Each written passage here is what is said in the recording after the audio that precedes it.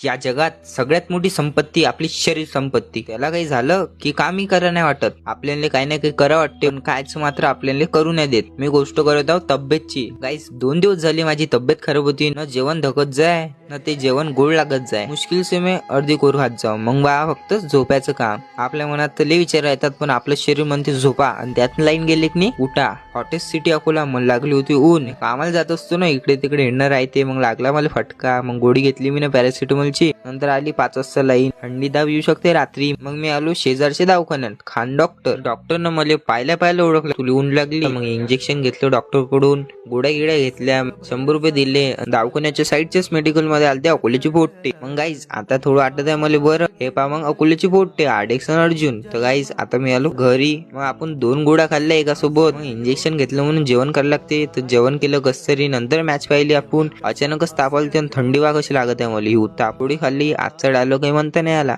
कामावरून सुट्टी घेतली होती. नारळ पाणी पिलं गाईज मीने. # रिटर्न ब्लॉगर घ्या फॉलो करून.